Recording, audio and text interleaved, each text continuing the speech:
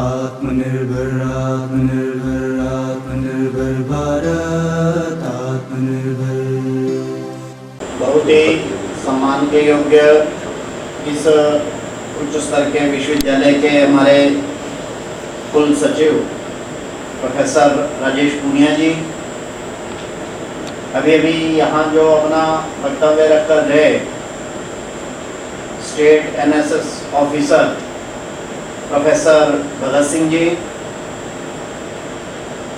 Central university Mahendragarh से आए हुए प्रोफेसर रणवीर सिंह जी जो स्वदेशी जागरण मंच के हमारे प्रदेश के सह संयोजक भी हैं, अभी यहाँ का भी संचालन कर रहे कार्यक्रम का डॉक्टर जितेंद्र जी, मेरे साथ आए हुए राष्ट्रीय स्वयंसेवक संघ और स्वदेशी जागरण मंच के कार्यकर्ता बंधु, फैकल्टी मेंबर्स और प्रिय विद्यार्थियों, इस विश्वविद्यालय में मेरा पहले भी आना हुआ है और आज आप सब लोगों से मिलके इस नाते से प्रसन्नता हो रही है कि कोविड के बाद, पिछले मार्च में कोविड शुरू हो गया कोरोना, उसके बाद से जितनी भी जगह पर जाना हुआ या बातचीत हुई ऐसे स्टूडेंट से कहीं पर भी यूनिवर्सिटी में या कहीं पर, तो ऑनलाइन हुई। आज लगभग 10 महीने बाद ये पहला सीधे सीधे प्रत्यक्ष ऑफलाइन कार्यक्रम है, इसलिए आप लोगों को बधाई देता हूं।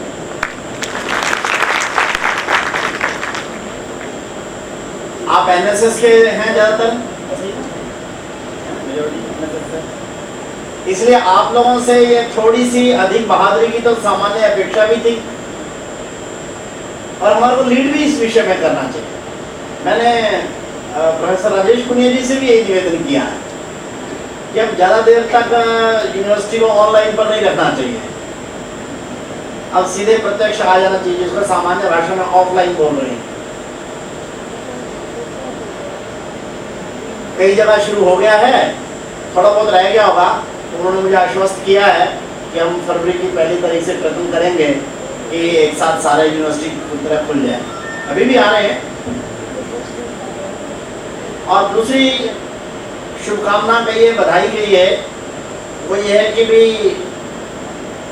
आयोजकों को कि उन्होंने इस बड़े सामयिक विषय पर, आई एम ऑडिबल, पिछले आवाज ठीक आ रही है क्या? कि इस समय के जो सारे भारत में नहीं दुनिया में जिसकी सबसे अधिक चर्चा हो रही है, जिस विषय की,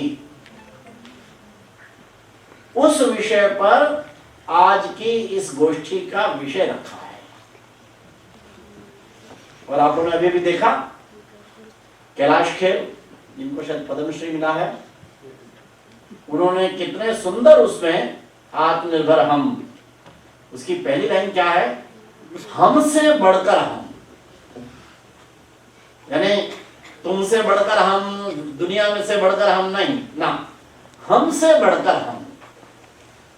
आदमी जब अपने से प्रतियोगिता करने लगता है, कोई देश जब अपने से प्रतियोगिता करने लगता है, तभी उसका सकारात्मक और सर्वोच्च स्वरूप प्रकट होता है। इसलिए ये जो हमसे बढ़कर हम, किसी के नोटिस में आया कि नहीं आया, ये एक बड़े विचार का प्रकटीकरण है गीत की पहली लाइन।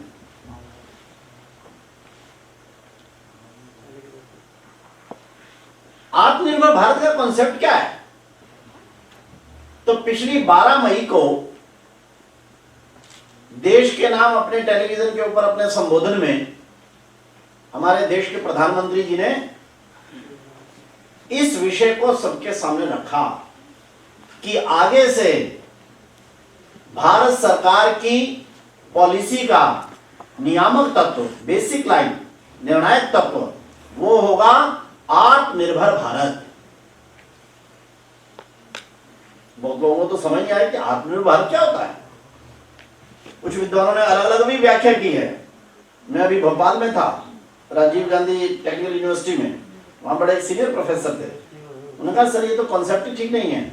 मैं क्यों? कहने लगे इस दुनिया में कोई भी चीज आत्मनिर्भर नहीं हो सकती, केवल परस्पर निर्भर हो सकती है। मैंने कहा बिल्कुल ठीक कह रहे हैं आप, लेकिन परस्पर निर्भर होने की अनिवार्य शर्त है आत्मनिर्भर होना चाहिए। पर निर्भर आदमी कभी भी परस्पर निर्भर नहीं हो सकता। आई डोंट नो आप लोगों में से ये 3 शब्दों का अर्थ कोई समझते हैं कि नहीं समझते। ये 3 शब्द हैं, एक है आत्मनिर्भर, एक है परस्पर निर्भर और तीसरा है परनिर्भर।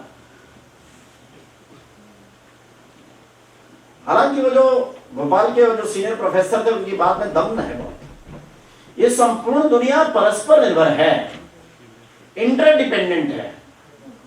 मैं और आप, ये हम दूसरे के ऊपर अवलंबित हैं, परस्पर निर्भर हैं।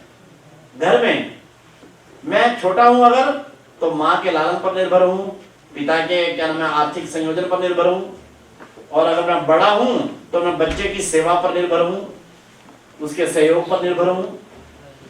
विद्यार्थी जो है वो टीचर के शिक्षण पर निर्भर है, टीचर सरकार के ऊपर निर्भर है कि उसको उसका घर चलाने के लिए वो उसको सैलरी देते हैं, सरकार जनता के ऊपर निर्भर है। तो प्रकृति और डेमोक्रेसी और सिस्टम जो भी होते हैं वो हमेशा परस्पर निर्भर होते हैं। किसान खेती करता है तब खेती उगती है, लेकिन खेती से हुआ अन्न अगर किसान खाता है तभी वो खेती करने लायक बनता है। तो खेती और किसान ये परस्पर अवलंबित होते हैं। दुनिया की कोई ऐसी चीज नहीं है जो अकेले निर्भर हो, जिसको सामान्य भाषा में कहना तो आत्मनिर्भर हो। किंतु परस्पर निर्भर कौन हो सकता है? परस्पर निर्भर होने की अनिवार्य शर्त है आत्मनिर्भर होना। जो परनिर्भर है वो किसी के परस्पर कैसे निर्भर होगा? बच्चा छोटा बच्चा वो परनिर्भर होता है, उसको दूध भी अपने आप पीना नहीं आता है तो मां पर निर्भर है, या उसके लालन पालन की कुछ चीज लानी है तो पिता को ला के देना, वो कुछ नहीं कर सकता अभी करने की स्थिति में नहीं। परनिर्भर कोई स्थिति नहीं होती। और अगर कोई बच्चा बड़ा नहीं बनता है, वो लगातार ही परनिर्भर रहता है, तो कहते हैं ये बीमार है। और ऐसा व्यक्ति ना कोई समाज तो छोड़ दीजिए, बड़ी बात है, परिवार भी चला नहीं पाता क्योंकि वो खुद बीमार है। भारत इस समय पर निर्भर है। हमारे योग्य प्रधानमंत्री और सरकार ये जानते हैं कि वास्तव में परस्पर निर्भर ही चाहिए। इस दुनिया में सब कुछ परस्पर निर्भर है, किंतु उनका परस्पर निर्भरता की तरफ कदम बढ़ाने का ही नाम है आत्मनिर्भर भारत होना। हम परनिर्भरता से निकलकर आत्मनिर्भरता पर आना चाहते हैं। अभी परनिर्भरता कैसी है जानते हैं आप लोग? हम दुनिया की सबसे ओल्डेस्ट सिविलाइजेशन है। जरा ध्यान करना, हमारे नजदीक भी कोई नहीं है। मिस्र और यूनान की जो सभ्यताएं हैं वो भी केवल 3.5-4 हजार साल पुरानी है। चीन भी इससे पुराने होने का दावा नहीं करता है, लेकिन हम तो न्यूनतम कम से कम भी 10,000 साल पुराने हैं। कम से कम मैं इसलिए कह रहा हूं कि दुनिया के साइंटिस्ट अभी 10,000 तक हमारे को रिकमेंडेशन है। हम जो अगर मानो मेरे से पूछेंगे तो हम तो लाखों वर्ष पुराने हैं भाई। हम तो नहीं मानते कि रामायण जो है केवल 7,500 साल पुरानी है, राम 7,500 साल पुराने हैं। नहीं, हम तो मानते हैं रामायण रिपीट होती रहती है इसलिए लाखों वर्ष पुराने हैं। लेकिन दुनिया के जितने भी लोग मानते हैं, विद्वान मानते हैं, चलो वो ये मानते हैं कि भारत जो है 10,000 साल पुराना, और केवल 10,000 साल पुराना देश नहीं है। जैसे आज अमेरिका का नाम है कि दुनिया की सुपर पावर है, आर्थिक रूप से, मिलिट्री के रूप से, इनोवेशन के मामले में, बाकी इंफ्रास्ट्रक्चर के मामले में, और लेकिन जो अमेरिका का उदय है वो बहुत हुआ तो माना जाता है प्रथम विश्व युद्ध के बाद, कह सकते हैं 125-150 साल से। भारत लगभग 8,000 साल तक दुनिया की सुप्रीम पावर रहा है, और कब तक? सन 1500 सन तक भी दुनिया की ओल्डेस्ट सिविलाइजेशन हम हैं, दुनिया का सबसे प्राचीन देश हम हैं, दुनिया का सबसे समृद्ध और शक्तिशाली देश हम। प्रोफेसर एंगल्स मेडिसन हुए अभी 7 साल पहले, उनका केवल देहांत हुआ है। लंदन में लंदन स्कूल ऑफ इकोनॉमिक्स के प्रोफेसर। वर्ल्ड बैंक ने उनको एक स्टडी पर लगाया। दुनिया के 30 बड़े इकोनॉमिस्ट इकट्ठे हुए प्रोफेसर मेडिसन के नेतृत्व में। उन्होंने दुनिया के इकोनॉमी का इतिहास लिखा, नेट पर अवेलेबल है। उसमें वो कहते हैं कि 0 एडी से लेकर 1500 सन तक दुनिया भर में जो भी पैदा होता था उसका 33% अकेले भारत में होता था।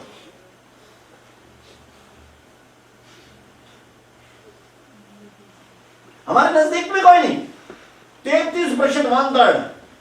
अमेरिका जब उत्कर्ष पर गया अपने, अभी तो थोड़ा डाउन में है, 2008 के बाद से वो उसकी क्या नाम है, जीडीपी बहुत स्लो है।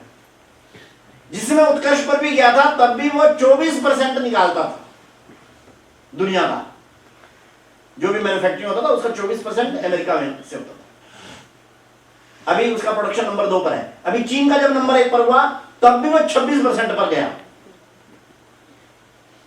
हम जब उत्कर्ष पर गए थे तो हम 33% तक गए थे। लेकिन आज क्या स्थिति है हमारे भारत की जानते हैं? जो मैं कह रहा हूं, हम तो पर निर्भर हैं भाई। आत्मनिर्भर तो हमारे को अब बनना है।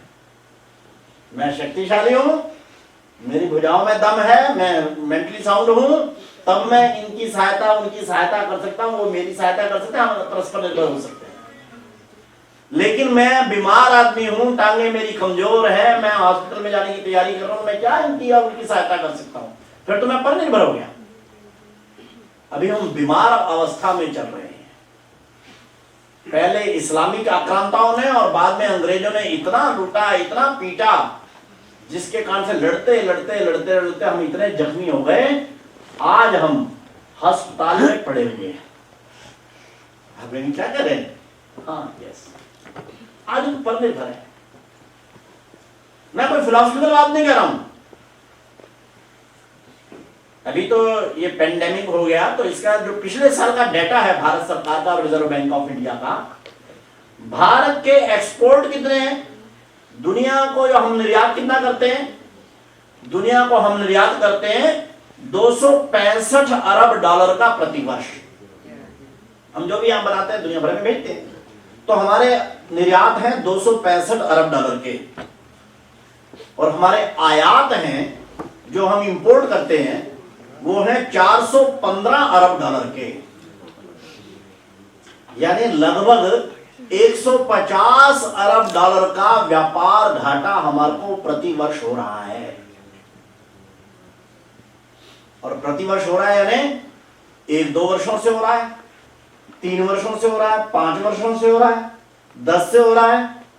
1991 के बाद से जो घाटा होना शुरू हुआ तो घाटा ही घाटा होता जा रहा है, और हर साल ये घाटा बढ़ता जा रहा है। आपने सुना है कोई व्यापारी? आप लोगों से बहुत से व्यापार के घर के होंगे, उनके पापा उनके वो सब व्यापारी होंगे, कोई ना कोई नाम भी हो, तो इतनी तो सहज समझ आ जाए। कोई व्यापारी अगर 1 साल घाटा खा जाए, 2 साल घाटा हो जाए तो बैंक तो दिवालिया हो जाता है, लेकिन 3 साल 4 साल भी घाटा खाता रहे तो जीवित रह सकता है क्या? व्यापार छोड़ फिर भी करता रहेगा क्या? और करता रहेगा तो उसको मूर्ख कहेंगे और क्या कहेंगे, नहीं तो लोग उठा के जेल में डालेंगे। और हम कैसे देश के नाते से कैसे व्यापारी हैं कि 1, 2, 4, 5 साल से नहीं, 30 साल से घाटा ही घाटा उठाया जा रहा है, और हर साल वो घाटा बढ़ता जा रहा है।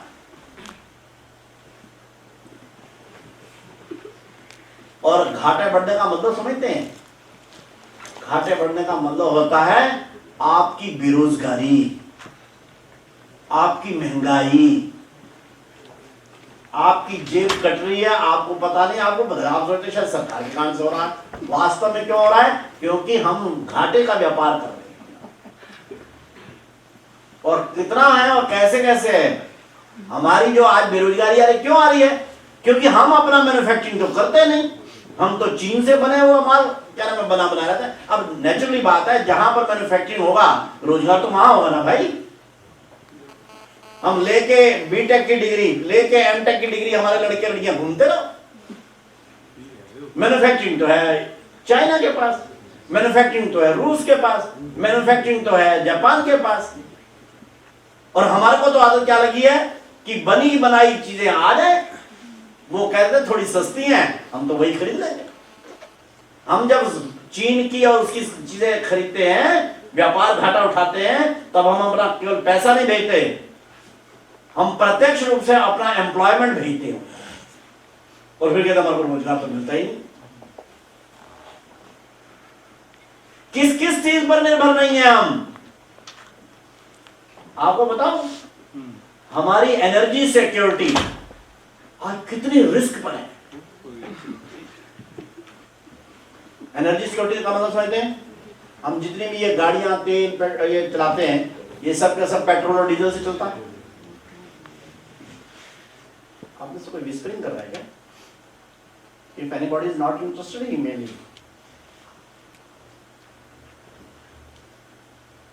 एनर्जी सिक्योरिटी में हमारा प्रति वर्ष का इंपोर्ट बिल है 105-107 बिलियन डॉलर का, और हम सारे के सारे निर्भर का भारत का सारा भारत, हमारी सेना किस पर निर्भर है? मिडिल ईस्ट पर, ईरान, इराक, कुवैत, ये तेल वाले देशों पर, या हमारा नाइजीरिया से आता है या रशिया से आता है। अगर ये देश आज फैसला कर लें कि भाई भारत से हमारी बनती नहीं, जैसे चीन से आजकल हमारी गड़बड़ हो रहा है, ऐसे मिडिल ईस्ट के अगर मानो कर दिया और कह दिया कि कल से हम भारत को तेल नहीं देंगे, क्या होगा जानते हैं आप? हमारी सेना की मूवमेंट रुक जाएगी तुरंत। हमारे क्या जितने भी व्हीकल चल रहे हैं, एक हफ्ता चलाना मुश्किल हो जाएंगे। हमारा अपना प्रोडक्शन तो 15% भी नहीं। यानी हमारी गर्दन एकदम पकड़ी हुई है मिडिल ईस्ट के देशों ने। जिस एक हफ्ते में वो फैसला कर लें कि अगले हफ्ते से हमने भारत को क्या नाम है कोलैप्स कर देना है, कुछ नहीं करना, कोई एटम बम नहीं, सेना नहीं, कुछ करने की जरूरत नहीं है, केवल वो अपना पेट्रोल और डीजल रोक लें, हम अगले हफ्ते जो है सड़क पर आ जाएंगे।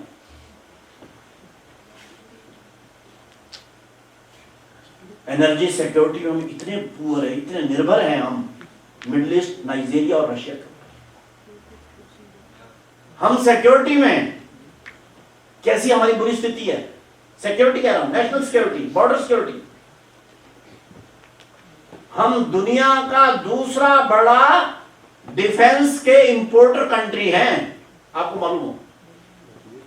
दुनिया में सबसे बड़ा इंपोर्ट डिफेंस स्ट्रेटजीज का करता है यूएई, संयुक्त अरब अमीरात। उसका 55 बिलियन डॉलर का बिल है, हमारा 52 बिलियन डॉलर का बिल है। यानी हमारे टैंक, हमारे हवाई जहाज, हमारे युद्धपोत, हमारा असला, वो असला बड़ी बात है, टैंक और वो छोड़ दीजिए, हमारी AK-47 रशिया बना कर देता है। हम अपनी सिक्योरिटी के ऊपर रशिया, इजराइल और अमेरिका के ऊपर निर्भर हैं। अगर ये तीन देश कल फैसला कर लें कि भारत के साथ हमारी नहीं बनती, और अभी तो हमारे रिलेशन अच्छे हैं, लेकिन इंटरनेशनल उसमें रिलेशन बनते बिगड़ते रहते हैं, कोई बड़ी बात नहीं है। अमेरिका कल तक पाकिस्तान का बड़ा भारी दोस्त था, आज वो नहीं रहा वैसा, तो ये बदलता रहता है। इंटरनेशनल सबके अपने अपने हित होते हैं। आज अगर अमेरिका, रशिया और इजराइल ये तीन देश फैसला कर लें कि भारत के डिफेंस रिक्वायरमेंट हम पूरी नहीं करेंगे, हम चीन से हमारी सेनाएं गलवान घाटी में खड़े रहेंगी, हमारे डंडे और वो सूखी क्या नाम है और 303 की बंदूकें लेकर हम तो हफ्ता नहीं लड़ सकेंगे चीन के साथ। यानी किस मुहाने पर खड़े हैं मालूम है हम लोगों को? हम कितना निर्भर है। हमारी गर्दन जो है ना, ये हमारे हाथ में नहीं है, ये रशिया के पास है, इजराइल के पास है, अमेरिका के पास है। और केवल एक दो मामले में नहीं, एनर्जी में मिडिल ईस्ट के पास है हमारी गर्दन, क्या नाम है डिफेंस के मामले में हम इनके पास गिरवी रखे बैठे हैं। इनोवेशन और क्या नाम है टेक्नोलॉजी में हम मुख्य रूप से अमेरिका, यूरोप और जापान पर निर्भर हैं। जापान अगर आज अब कर दे, जापान हमारा मित्र देश है, लेकिन जापान अगर फैसला कर दे कि मैं टेक्नोलॉजी इंपोर्ट नहीं करता भारत को और मेरी मेट्रो का मेरा समझौता कैंसल, कल दिल्ली रुक जाएगी। ये दिल्ली की मेट्रो जो है इसकी टेक्नोलॉजी ये जापान से, डीएमआरसी में हमारा समझौता जापान से, इसकी टेक्नोलॉजी और इसकी बड़ी इन्वेस्टमेंट जो जापान की है। और वो नहीं, हमारा इलेक्ट्रॉनिक्स गुड्स, ये हमारे लैपटॉप, ये हमारे ये, इसका जितना भी इनोवेशन और आईपी है ये सारा का सारा अमेरिका का है। आज अगर वो ताला लगा दे, अगले दिन से हमारे रडार, हमारे क्या नाम है सब, ये क्या नाम है इलेक्ट्रॉनिक्स के इक्विपमेंट जैम हो जाए। हमारे कंप्यूटर्स, हमारे सुपर कंप्यूटर चल रहे हैं, उनकी जो चिप्स आती है सारी इधर उधर से आती है।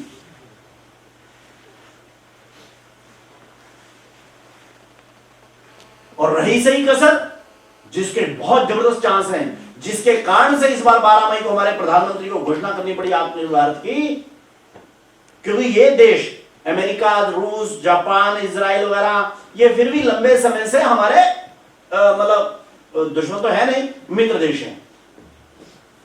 लेकिन सबसे बड़ा नासूर कौन है? चीन। अभी गलवान घाटी में उसने हमारे 20 जवान शहीद कर दिए। हमारा 50,000 जवान इस समय पर -20 डिग्री टेम्परेचर के ऊपर खड़ा, उसी मुसीबत उस चीन के कांड से है। और उस चीन के हाथ में क्या क्या है मालूम है? आपकी जेब के सबके अंदर जो है चीन बैठा है। आपकी कह रहा हूं, मेरी भी है। मेरा जो मोबाइल है ये मोबाइल सैमसंग का है, बट मैं जानता हूं सैमसंग तो कोरियन कंपनी है, मित्र देश है, किंतु मैं जानता हूं सैमसंग का वो कोरियन होने के बाद भी और मेड इन नोएडा होने के बाद भी मेरा मोबाइल कोरियन कंपनी का मेड इन नोएडा है, यानी भारत है। लेकिन मुझे मालूम है उसके अंदर की जो चिप्स है वो सारी की सारी चाइना बना है। हमने उसकी कितनी एप्लीकेशन बैन कर दी चीन की? हैं 100 से ऊपर कर दी। 49 तो एक बार की थी, बाद में की 2-3 बार कर चुके हैं। चलो 100 के लगभग उसके ऐप बैन कर दी हमने।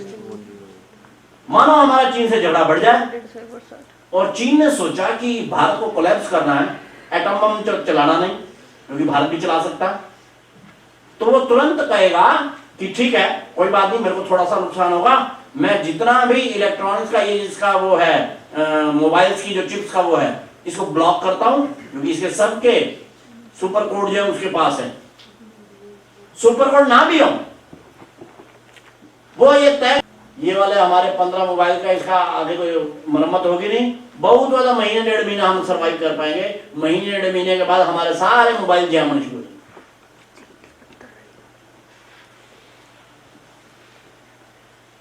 और ये छोड़ दो, ये तो बड़ी बड़ी आइटम है, हम तो कितने पर निर्भर हैं, मूर्ख लोग भी नहीं होते। हम तो ऐसे सुसाइडल कंट्री हैं, बच्चों के खिलौने वो भी हमारे चीन से बन के आते हैं, दिवाली की लड़ियां हमारी चीन से बन के आती हैं, हमारे गणेश जी और अब लक्ष्मी जी की मूर्ति वहां से बन के आ रही है। क्या लक्ष्मी और गणेश की मूर्ति के मामले में भी हम अपना नहीं बना सकते?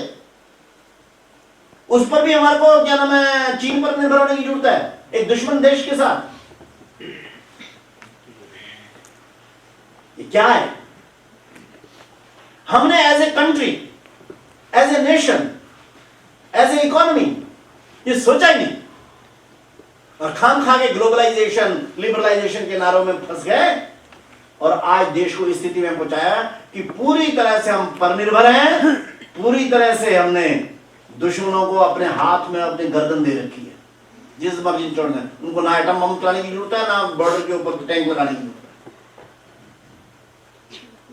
और ये चाइना कर देता अब तक, लेकिन क्योंकि चाइना फंसा हुआ है, वो भी किसी कारण से, उसको मालूम है भी अमेरिका, रूस, जापान, इसके साथ भारत के संबंध बहुत ज्यादा है, अगर मैंने एकदम दबाया तो ये एकदम आ जाएंगे, तो इसलिए कुछ मामले में रुका हुआ है। ऐसा परनिर्भर देश क्या परस्पर निर्भर हो सकता है? इसलिए पहली अनिवार्य शर्त है इस देश को परनिर्भरता से आत्मनिर्भरता पर लाना। इसलिए क्यों? नरेंद्र मोदी उस नाते से राष्ट्रवादी व्यक्तित्व है, उसका जन्म पलन उसने गरीबी से होकर आया है, उसको मालूम है राष्ट्रवाद की उसने घुटी पी हुई है, इस देश और समाज को कैसे बचा के लेने जाना उसको विजन है। इसलिए जब उसने सारा हिसाब किताब देख लिया,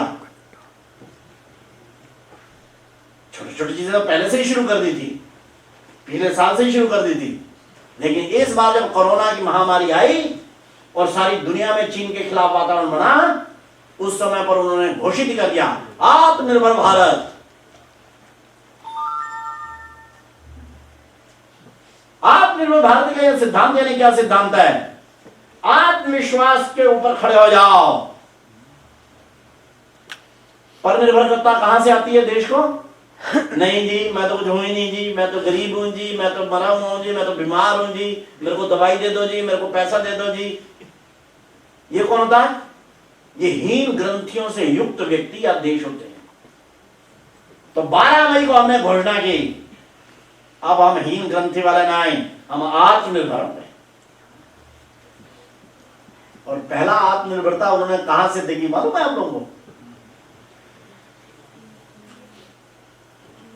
भारत में पहला कोरोना का वायरस 16 जनवरी को आ गया था,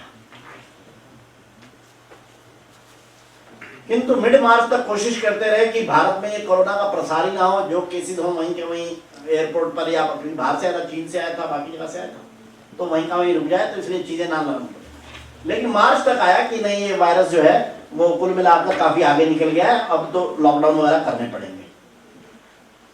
मिड मार्च में प्रधानमंत्री ने कैबिनेट की बैठक बुलाई और कहा कि अब तो लगता है ये महामारी भारत को भी मिलेगी, बचाने की कोशिशें पहले 1.5-2 महीने में पूरी नहीं पड़ रही, ये वायरस दिखता तो है नहीं, हवा में है, तो हमारे को क्या क्या चाहिए जरा उसकी तैयारी बताओ। तो हेल्थ सेक्रेटरी बैठे, बाकी कैबिनेट, नीति आयोग, ये वो सारे काफी लोग बैठे जाते हैं। पूछा कि ये जो चीन अमेरिका में ये डॉक्टर हमारे पीपी किट वगैरह ये जो डालते हैं, ये क्या है, ये क्या चीज है? उनका सर ये पीपी किट है, personal protection kit, equipment kit है, और इसको ना क्या नाम है उनका, ये किस कपड़े की बनती है और भारत में कहाँ कहाँ बनती है? मतलब भारत में कोई बनती नहीं है, हमारे को पता भी नहीं है कि इसकी स्पेसिफिकेशंस क्या हैं। ये जो कपड़ा है जिसमें वायरस भी ना जाए, और स्टिचिंग ऐसी कैसे हो जाएगी जिसमें से वायरस भी ना जाए, ताकि हमारे डॉक्टर और नर्स कम से कम अच्छे ढंग से देख तो सकें। हमारा डॉक्टर नर्स देख रहे हैं, उनको ही वायरस पकड़ गया तो वो क्या देखेंगे बेचारे? तो पहली बात थी हमने अपने डॉक्टर नर्सों को, नर्सिस को पीपी किट देने, उन्होंने बताया ये पीपी किट है, ये ऐसा है, इसी उसकी बनती है, लेकिन ये सारी की सारी यूरोप में बनती है या जर्मनी में बनती है, चीन में बनती है। उन्होंने कहा अच्छा स्पेसिफिकेशन भी ठीक से तो उन्हीं को पता है, हमारे तो कुछ नहीं।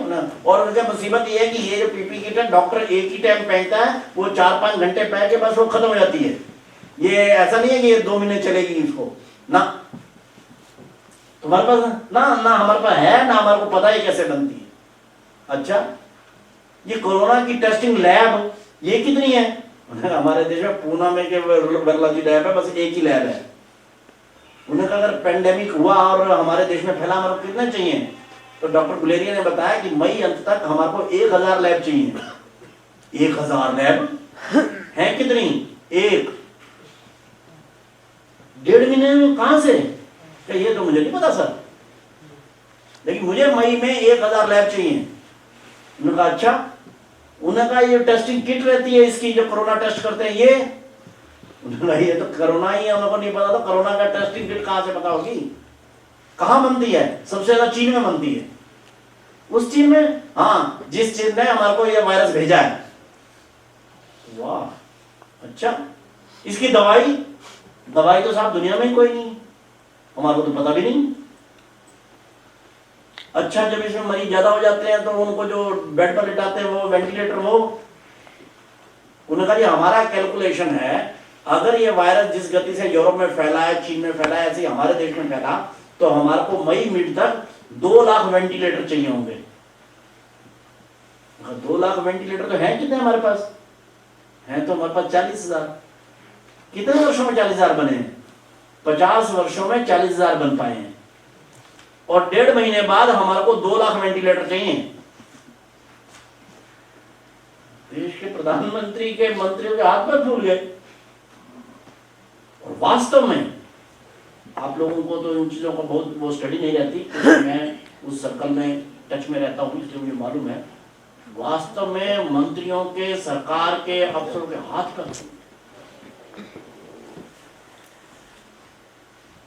दुनिया के इतिहास की सबसे बड़ी महामारी हमारे दरवाजे पर भी दस्तक दे रही थी। दुनिया से उसके भयानक समाचार आ रहे थे। भारत में भी ये फैलनी शुरू हो गई थी, प्रतिदिन 1000 के आसपास केस आने शुरू हो गए थे। और हमारी हालत क्या है? हम निहत्थे खड़े, लाखों की मानो शत्रु की सेना वो कर रहे हैं और हम निहत्थे खड़े हों।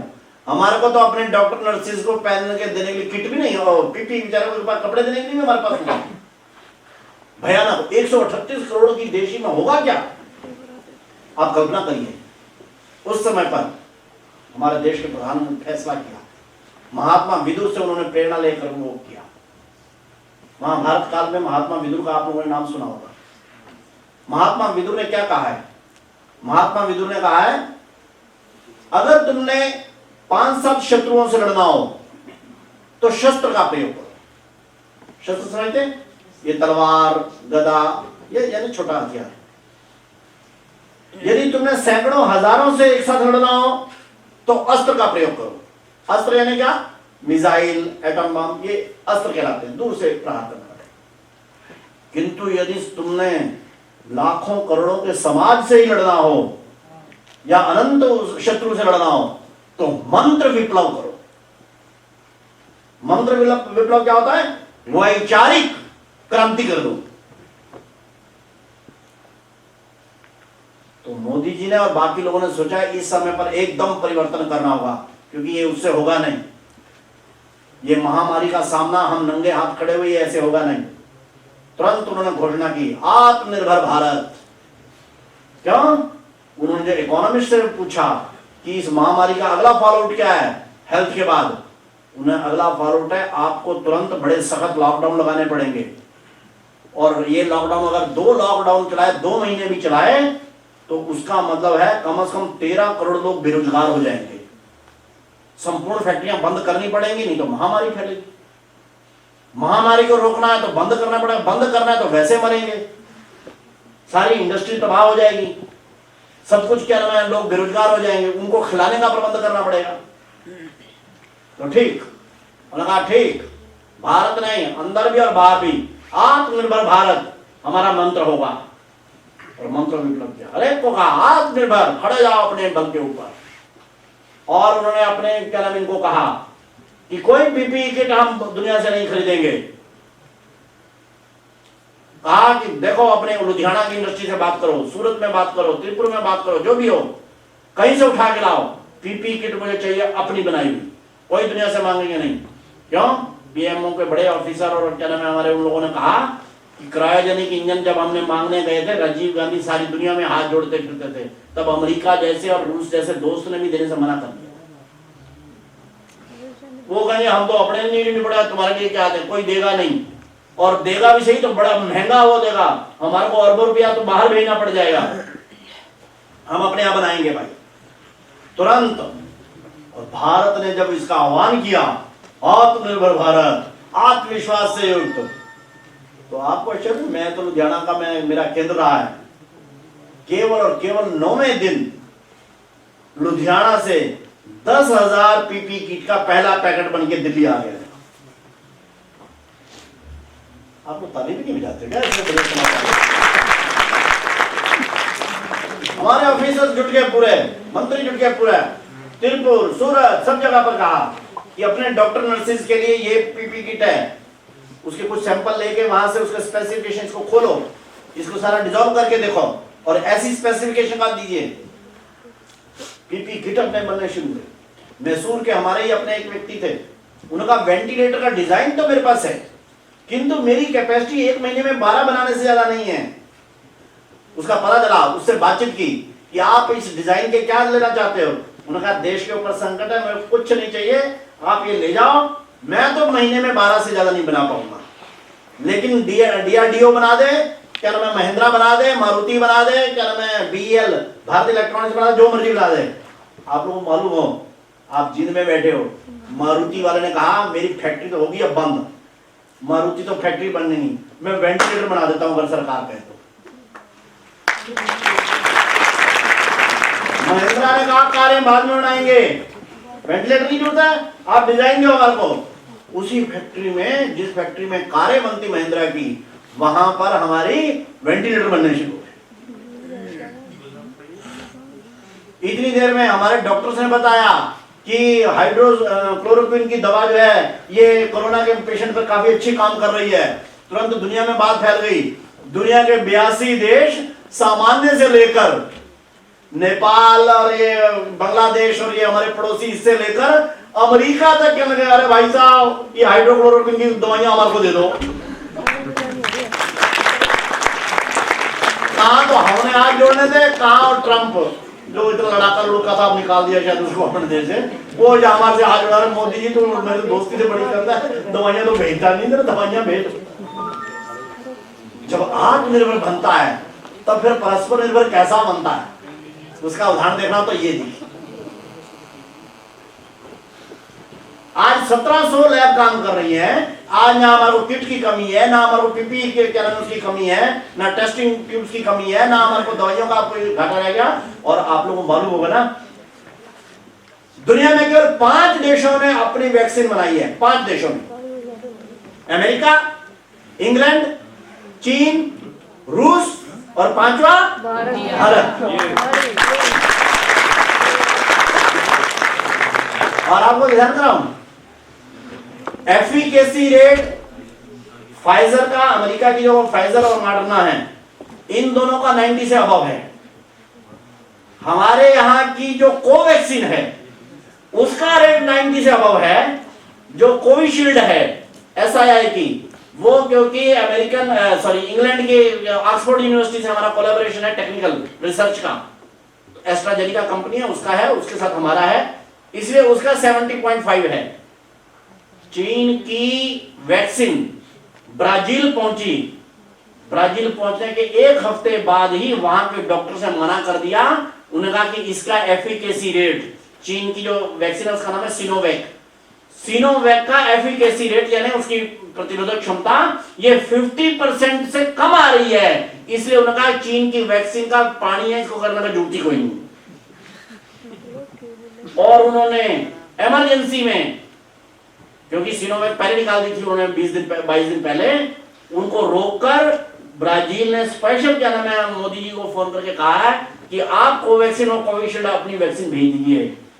और दूसरी बात है, अंतिम बात बता रहा हूं, मॉडर्ना का रेट, क्योंकि 5 देशों के पास केवल वैक्सीन है, अमेरिका का रेट है 5400 रुपए, रशिया का रेट है 3800 रुपए, चाइना का रेट है फिर क्या नाम है थोड़ा सा कम है 2400 या 2500 रुपए, क्या नाम है इसका, इंग्लैंड का रेट है 3800 रुपए। भारत का रेट क्या है? 206 रुपए। कारण क्या है? कारण ये नहीं है कि अमेरिका के उस पर खर्चा ज्यादा आया है ना, कारण ये है कि अमेरिका में जो होता है, आप लोगों को मालूम होगा शायद, क्योंकि यहाँ फैकल्टी अभी काफी लोग बैठे हैं, भारत की तरह सरकार का कंट्रोल कुछ नहीं होता। वहां पर जो कंपनियां होती हैं वो क्या नाम है स्वतंत्र होती है, वो खर्चा भी अपना स्वतंत्र करते हैं, सब कुछ अपना करती रहती है, रेट भी अपना देते हैं। उनकी दृष्टिकोण क्या है कंपनियों का? केवल पैसा।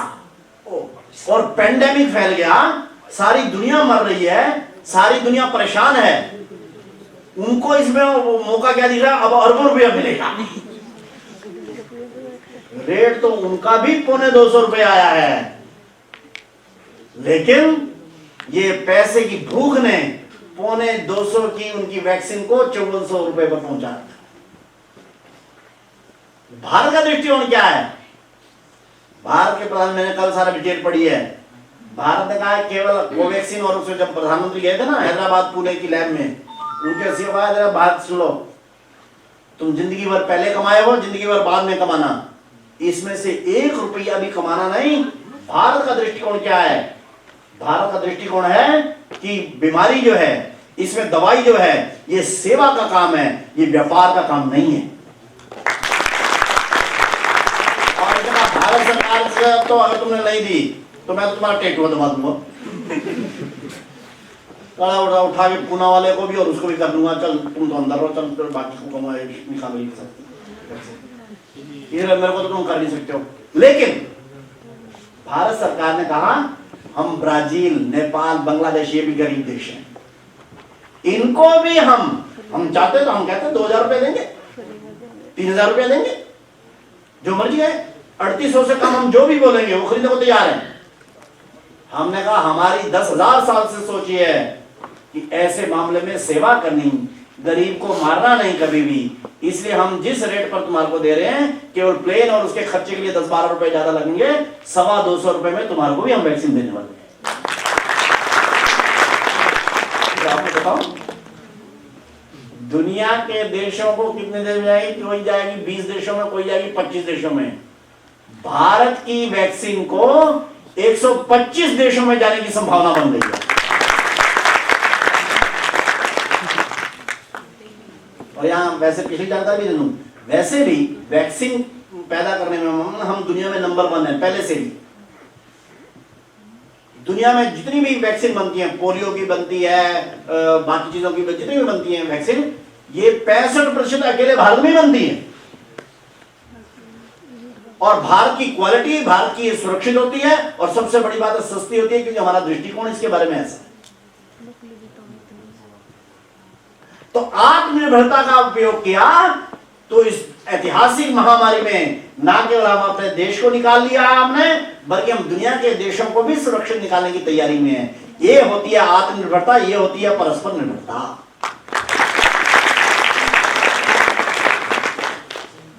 और इसलिए हम जरा तैयारी करें अगले आने वाले देशों में। ये तो कोरोना था, कोरोना की महामारी के बारे में था, हम हर एक चीज में इस समय आत्मनिर्भर होने की तैयारी कर रहे हैं।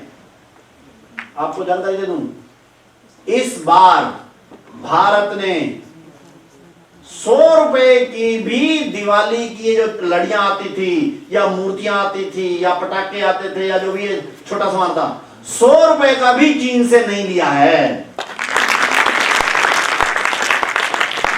जो बिका है वो जो दुकानदारों का पिछला स्टॉक पड़ा था पिछले साल का, क्योंकि हर बार लगाते हैं तो अंत में करते करते मान लो 70% बिक गया, 30% रह गया, तो वो उन्होंने निकाला। योगी सरकार तो उत्तर प्रदेश की तो वो कहते वो भी नहीं, वो जो बेचेगा उस दुकानदार के ऊपर FIR लगेगी। लेकिन बाद में उन्होंने कहा भी ये गरीब लोग हैं, दुकानदार बेचारे हैं, वो तो अब ले बैठे थे, पिछले साल का स्टॉक पड़ा है, या तो जीरो जाएगा उनको, तो घाटा बेचारे उस गरीब दुकान छोटे दुकानदार को लगेगा। तो इसलिए अच्छा चला पिछला स्टॉक कोई निकाल। लेकिन इस बार हम दिवाली और इन सारी छोटी आइटमों के बारे में बिल्कुल इनके ऊपर एक्साइज ड्यूटी इतनी बढ़ा दी है कि इसका कोई भारत में अब खरीदार नहीं है, कोई ऑर्डर नहीं जा रहा। और एक उदाहरण तो मैंने बहुत जगह दिया, मैं रहने वाला पड़ोस के शहर पानीपत का हूं।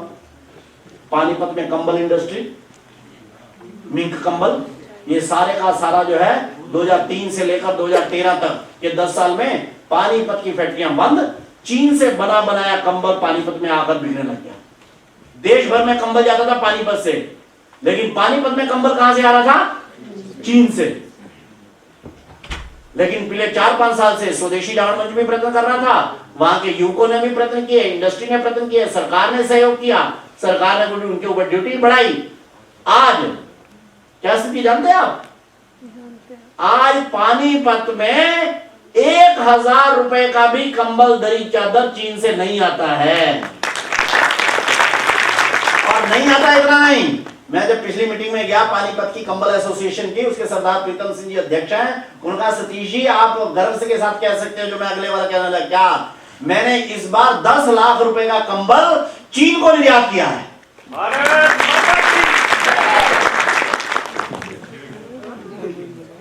तो जब हम कहते हैं आत्मनिर्भर, तो हमने उसको एक्शन में भी बदला है।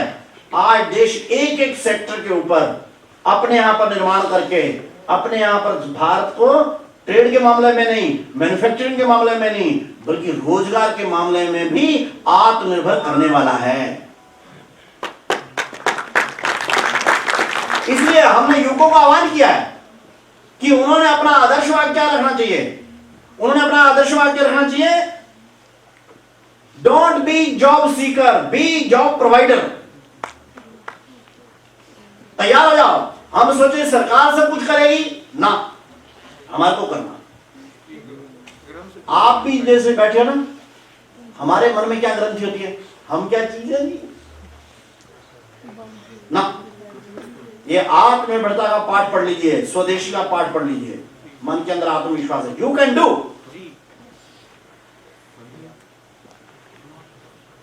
राष्ट्रपति बराक ओबामा जिस समय इलेक्शन लड़ रहे थे कैलिफोर्निया की जनसभा में, सेकंड इलेक्शन में, उन्होंने कहा यस वी कैन डू। इसने अमेरिका में मंत्र का काम किया। इस जीत के इस विश्वविद्यालय में बैठे जो भी लड़के लड़कियां हो, ना तैयार हो जाओ, यस आई कैन डू। मैं अभी YMCA में कुछ समय पहले एक बार भाषण कर रहा था इसी विषय में।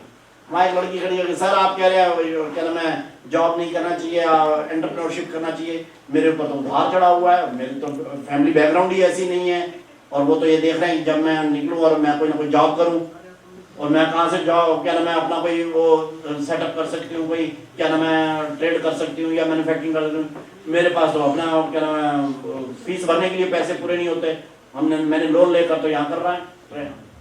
मैंने कहा कि आपको अपने उसके लिए एंटरप्रेन्योरशिप के लिए पैसे की जरूरत है, तो और किसी चीज की जरूरत है, और फिर मेरे पास टेक्नोलॉजी भी नहीं है।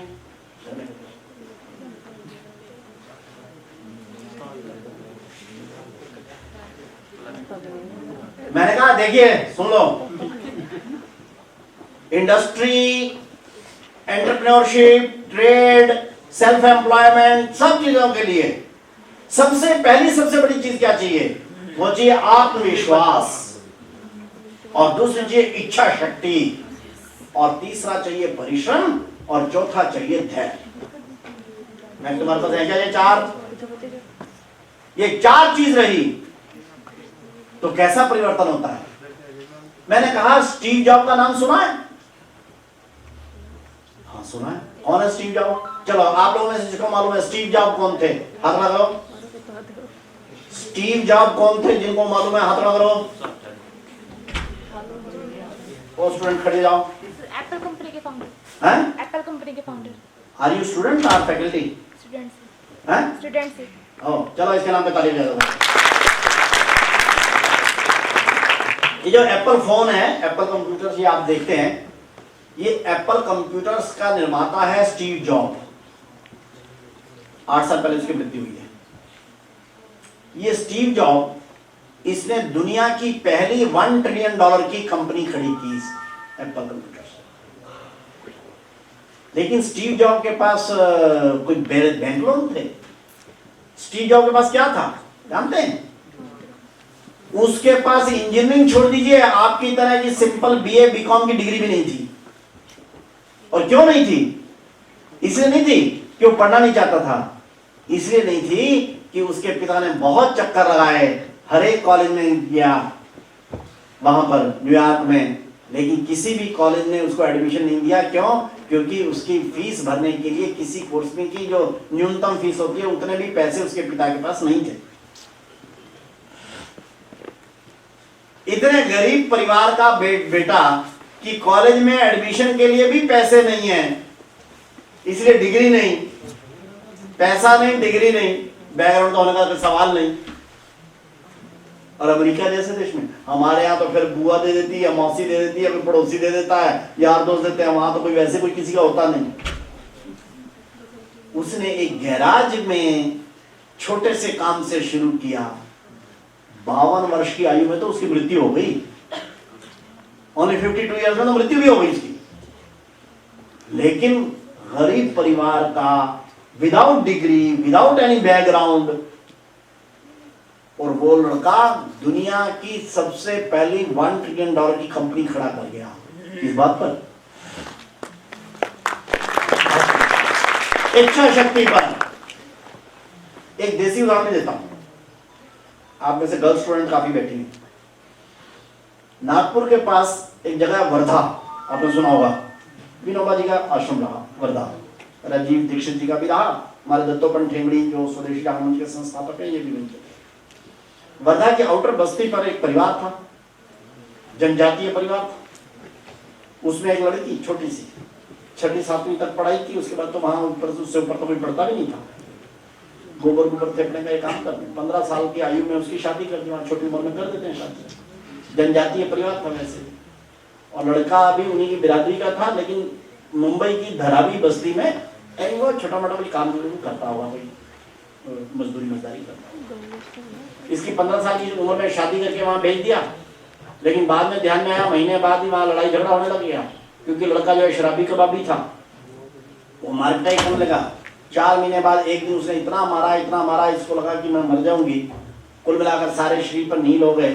फिर इसने किसी पड़ोसी से किसी से कुछ पैसे मांगे और ये चुपचाप वहां से निकलकर ट्रेन पकड़ी, टिकट ली, घर आ गई वापस वर्धा, और कहा कि ये देखो बाप ने माँ ने देखा, अरे बुरा हाल कर रखा है, तो नील ये वो सब पड़े, अरे क्या किया, और सारी इसने गाथा बताई। तो उस समय पर ये बात है 1993 की, तो उस समय पर मोबाइल वगैरह थे नहीं, तो इसलिए मैंने चिट्ठी लिखी थी, चिट्ठी उनको पहुंची नहीं थी कि मेरे साथ तो ये हाल हो रहा है वहाँ पर, जो भी हुआ। लेकिन उसके पिता ने 5-7 दिन तो आराम जब हो गया, ठीक ठाक हो गई थोड़ी सी, तो 5-7 दिन में वो उसने कहा, पिता ने, देख भाई वापस तो मुंबई जाना होगा। मैं क्या, मैं मरना वहाँ जाके, तो ये क्या करेगी, मैं तलाक लूंगी। बच्चे ये तलाक लोग होता है ना, ये शहरों वालों की बीमारियां हैं, ये हमारे बिरादरी बिरुदरी में नहीं होती है तलाक शलाक। उनका मर गई तो उनका तो मर गई तो मर गई, हम तेरे को कफन डाल के उठा लाएंगे अगर उन्होंने जलाने ना दिया तो। लेकिन ये तलाक शलाक का ना सोचिए, हमारे आज तक कुनबे में कभी नहीं हुआ, हमारी बिरादरी में कभी, तेरे तो कोई मतलब ही नहीं, ये बीमारियां हमारी नहीं है, ये पता नहीं जिनकी होंगी होंगी। उसने सोचा तो बड़ी मुसीबत, पिता कह रहे कि तलाक नहीं देना और पति ने तो बुरा हाल कर देना है, तो इस बार तो बच गई, अगली बार पता है बचे ना। उन्हें ऐसी मार खा के बने, उसने चूहे की दवाई दी और खा ली। लेकिन संयोग ऐसा था, शायद जीवनी बन रही थी, इसलिए जब वो खाने लगी तो उसी समय पर भाई अंदर आ गया। उन्होंने देखा कुछ गलत सा कुछ मुंह में डाल रही है, तो तुरंत है, अरे बहन क्या किया। उन्होंने कहा मेरी तो राम राम, मैं तो चली, मैंने दवाई खा ली। दवाई खा ली चूहे की? हाँ।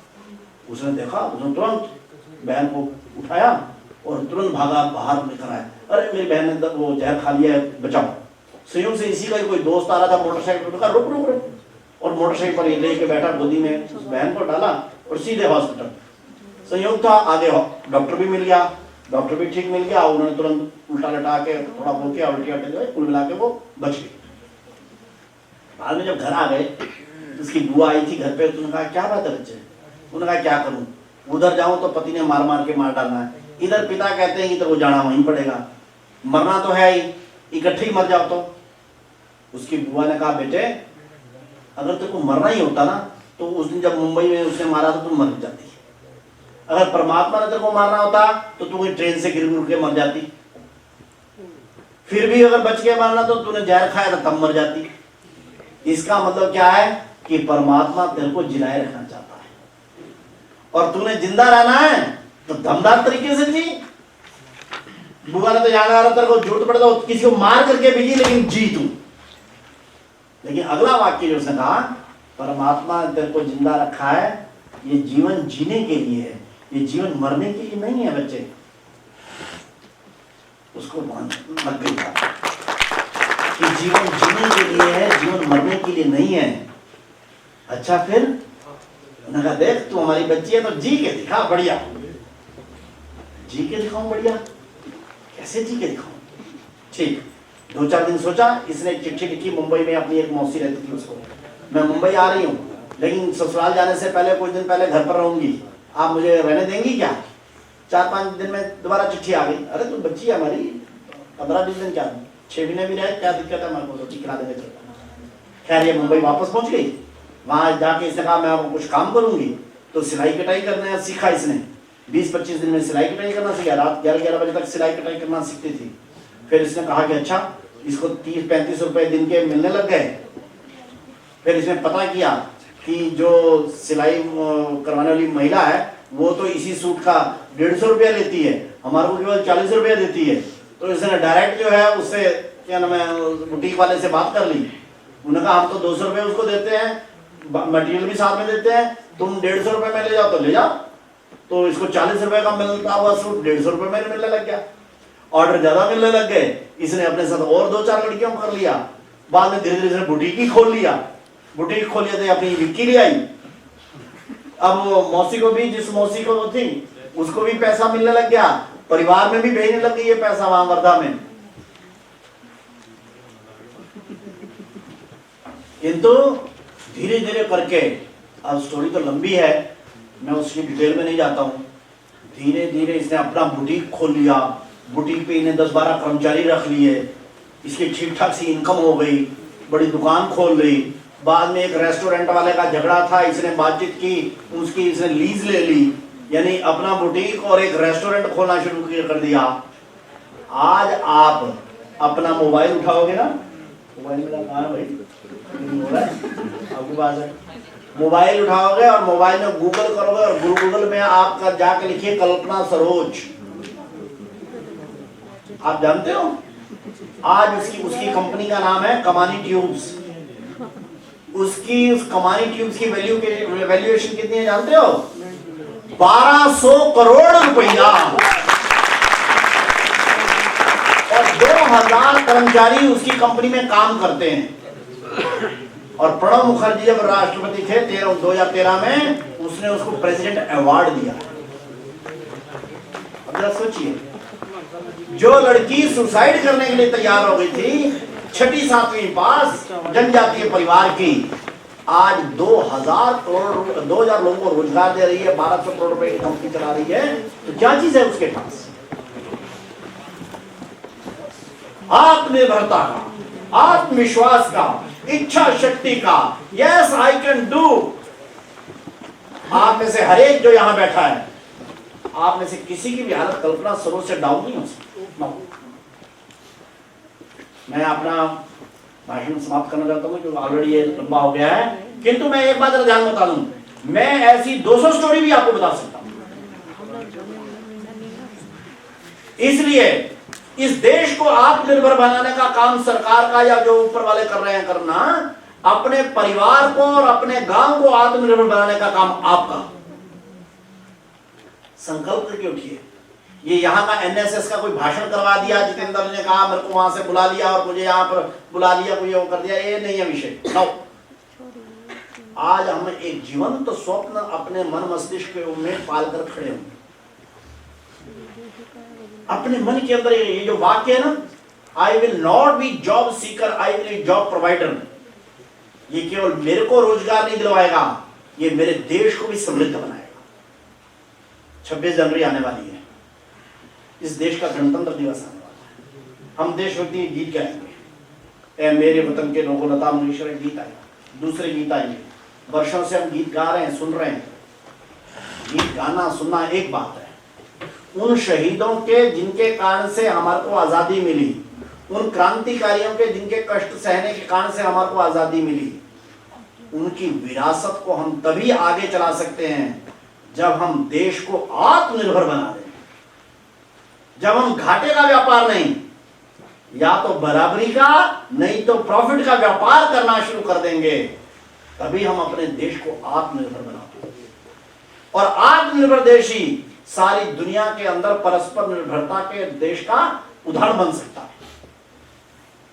और इस समय पर टाइम ऐसा आ गया है, सारी दुनिया में चीन तो हो गया बदनाम, अमेरिका डाउन की तरफ है, सारी दुनिया में भारत उभरता है, क्योंकि भारत के पास 37 करोड़ का युवा आबादी का एक वर्ग है, दुनिया में किसी के पास नहीं। 50 to 29 की ब्रैकेट एज ग्रुप में भारत के पास 37 करोड़ युवा हैं। अमेरिका की तो टोटल आबादी ही 34 करोड़ है, और 34 करोड़ में 80% बुढ़े हैं। चीन है थोड़ा सा, आबादी उसकी बड़ी है, लेकिन चीन में 15 से 29 की ब्रैकेट में केवल 28 करोड़ लोग हैं, हमारे से पीछे सारी दुनिया। और फिर चीन बदनाम हो गया है, क्योंकि वो दुनिया में हर टाइप के, कभी मार्स, कभी सार्स, कभी ये क्या नाम कोरोना, कोई ना कोई वायरस ही भेजता रहता है। चमगादड़ खाते हैं, कीड़े मकोड़े खाते हैं और वही निकाल के ऊपर दुनिया की आस केवल हमारे से है। इसलिए आज की देशभक्ति, आपने 26 तारीख को जनवरी को तिरंगा फहराया, अच्छी बात, नहीं फहराया तब भी जरा ध्यान करना, कर्णास्ती जी ने कह दिया था, दिक्कत नहीं, देशभक्ति के गीत गाने चाहिए, नहीं गाए कोई दिक्कत नहीं, लेकिन इस देश को आत्मनिर्भर बनाना, इस देश को स्वावलंबी बनाना, इस देश को स्वदेशी की राह पर ले जाना, अपने रोजगार स्वयं बनाने का संकल्प करना, यह सबसे बड़ी देशभक्ति है जो 26 जनवरी के दिन हमारे को लेनी चाहिए।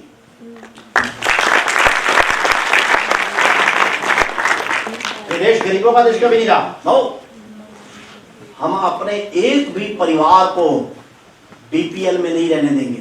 बीपीएल समझते हो ना, बिलो पॉवर्टी लाइन। नो, ये राम का देश है भाई, ये कृष्ण का देश है भाई।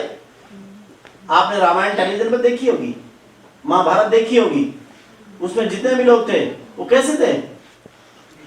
मानो रामायण है तो सीता है या वो बाकी कौशल्य है, बाकी जो भी है, सब ज्ञानों से रहते हुए, राज परिवार नहीं, सामान्य भी, हमारे तो केवट भी सोने के जन्म में बाजूबंद पहन के जन्म में नावा चलाने वाले लोग हैं। हम तो दुनिया के सबसे अमीर देश रहे। हमारे यहाँ पर आज बीपीएल लाइन है 20%। समझते हैं क्या होता है 20%? भारत में 20% का मतलब होता है 28 करोड़ लोग गरीबी रेखा से भी नीचे जीवन यापन कर रहे हैं। इनको किसने उठाना है? इसने उठाना है। अपनी नहीं, देश की सोचो, अपनी नहीं, बाकियों की सोचो, वही है देशभक्ति। और अगर जिसने नहीं सोचा उसको 26 जनवरी मनाने का अधिकार ही नहीं है, उसको 15 अगस्त मनाने का अधिकार ही नहीं है। 15 अगस्त और 26 जनवरी मनाने का अधिकार इसी के है जिसके मन में यह संकल्प हो, 0 बीपीएल लाइन करेंगे और 100% एम्प्लॉयमेंट करेंगे। इस समय देश में वातावरण बहुत अच्छा है, संपूर्ण चारों तरफ सकारात्मकता है। कोरोना के पश्चात दुनिया में जो लोग तेजी से रिकवर कर रहे हैं उनमें भारत सबसे आगे वाले देशों में है।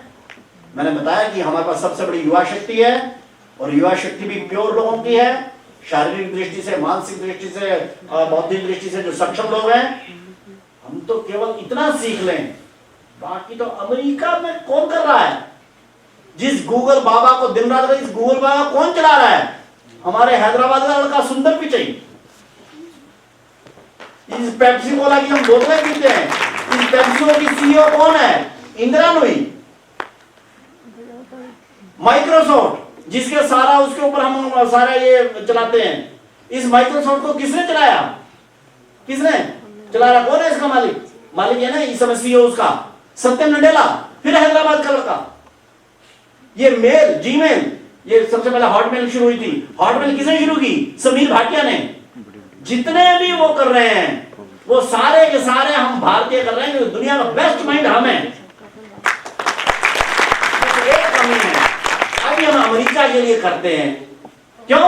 हमें आत्मनिर्भरता का, स्वदेशी का, स्वावलंबन का भाव नहीं था। वो आ जाए, हम तो लीडर तो हमें। हम क्यों अमेरिकी गूगल की नौकरी करें भाई? हमारा लड़का गूगल की नौकरी करता, हमारा लड़का यहां पर गूगल क्यों नहीं स्टार्ट करता भाई? चलाता तो भाई। समीर भाटिया हॉटमेल अमेरिका के लिए शुरू कर सकता है, भारत के लिए तो नहीं शुरू कर सकता भाई? कर सकता है। किस चीज की कमी है? स्वदेशी और स्वावलंबन और देशभक्ति की थोड़ी कमी है, जिसको पूरा करने का समय आ गया है। जरा हम खड़े हो जाएं और दुनिया के अंदर एक विश्वास के साथ कि नहीं, अब हम आत्मनिर्भर भारत, श्रेष्ठ भारत ये बनाने के लिए तैयार हैं। ऐसा एक भाव मन में लिए जाएं। अगले ही 7-8 दिन बाद 26 जनवरी आने वाली है, संकल्प के दिन है। हम भी एक संकल्प के साथ जाएं। निश्चित रूप से मेरा तो देश भर में घूमना होता रहता है, मैं देख रहा हूं सब तरफ इस समय पर युवाओं के अंदर ये देशभक्ति का भाव खड़ा हो रहा है। निश्चित रूप से आगे आने वाले 10-12 वर्षों के अंदर भारत दुनिया की बड़ी महाशक्ति की ओर अग्रसर हो रहा है। उस नाते से एक श्रेष्ठ भाव मन में भरकर, एक विजयी सेना का भाव मन में भरकर, दुनिया का नेतृत्व करने की मानसिकता मन में रखकर हम आगे बढ़े, अपने कर्तव्य को समझें और निश्चित रूप से इस विश्वास पर अगर हम चलेंगे तो देश को भी आत्मनिर्भर बनेंगे और दुनिया के सामने भी हम एक सहयोगी देश के नाते से एक खड़े हो पाएंगे। इस समय इतना कहना पर्याप्त है। आप लोगों ने ध्यान से सुना, इसलिए आप लोगों का भी बहुत बहुत धन्यवाद। जय स्वदेशी।